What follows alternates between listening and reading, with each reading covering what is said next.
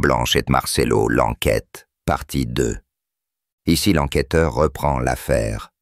Entre anesthésie, mort naturelle et médecin fantôme.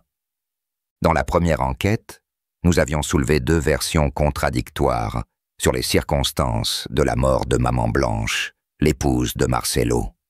Aujourd'hui, notre enquêteur, appelons-le l'inspecteur Colombo, revient avec de nouveaux éléments concrets et encore plus troublants. Pas de spéculation, juste les faits et des questions. Marcelo dit « Opération légère ». Elle ne se réveille pas. Dans plusieurs de ses allocutions publiques, Marcelo déclare que son épouse a subi une opération chirurgicale légère et que c'est suite à cette opération qu'elle ne s'est jamais réveillée. Il précise même qu'il se trouvait au 7e étage, dans sa chambre, pendant que son épouse était en opération au 2e étage, dans le bloc opératoire. Jusque-là, tout semble cohérent, jusqu'à ce que Colombo soulève 2 détails qui ne collent pas du tout. L'acte de décès dit « cause naturelle ». Un acte de décès envoyé par Marcelo, via WhatsApp à la famille de son épouse, indique que la mort est de cause naturelle. Mais là, l'inspecteur Colombo fronce les sourcils. Si elle est morte après une opération, à cause de l'anesthésie ou d'un problème lié à la chirurgie, comment peut-on parler de mort naturelle? Une mort naturelle, c'est une mort due à une cause biologique non provoquée. Maladie avancée, vieillesse, arrêt cardiaque spontané, mais pas une intervention médicale. Dès qu'une opération est en jeu, la mort devient médico-chirurgicale, ou accidentelle, ou liée à une complication post-opératoire, mais jamais naturelle. Colombo, il y a juste un petit truc qui me chiffonne. Si elle est morte à cause d'une opération, alors pourquoi l'acte de décès dit que c'est naturel? Le docteur mentionné sur l'acte est inconnu. Deuxième point très étrange. Le nom du médecin indiqué sur l'acte de décès est inconnu de l'hôpital, où Marcelo dit que l'opération a eu lieu. Les informations récoltées indiquent que l'hôpital ne connaît pas ce médecin.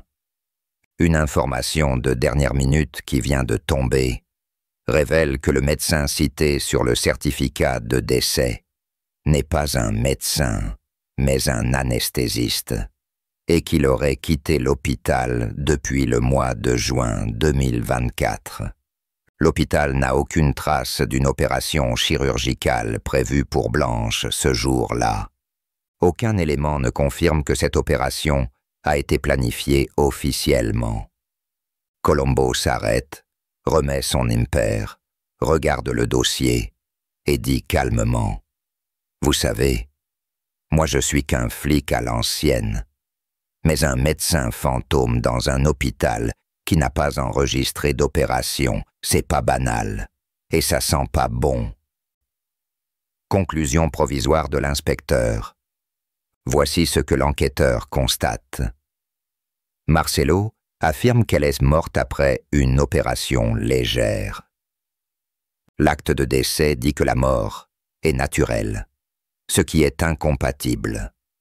Le médecin déclaré est inconnu de l'hôpital. L'hôpital n'a pas enregistré d'opération. Alors, où est la vérité? Pourquoi c'est important? Ce n'est pas une curiosité malsaine. Ce n'est pas un manque de compassion. C'est un appel au discernement spirituel et à l'honnêteté. Quand des témoignages publics sont partagés par des figures religieuses, ils deviennent des récits d'autorité, influençant la foi de milliers de personnes. Et quand ces récits sont troublants ou contradictoires, les croyants ont le droit et le devoir biblique de poser des questions. Rappel biblique.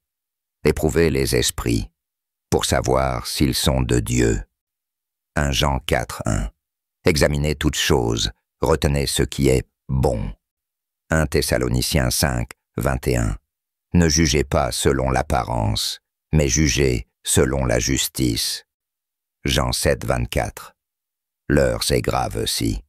On ne peut plus poser de questions sans être traité d'ennemi. Un homme peut dire tout et son contraire, et personne n'ose le relever. Un décès devient un récit mystique au service de l'image d'un ministère. Le peuple de Dieu s'attache plus à l'homme qu'à la vérité. Poser des questions, ce n'est pas attaquer, c'est rechercher la vérité et protéger les âmes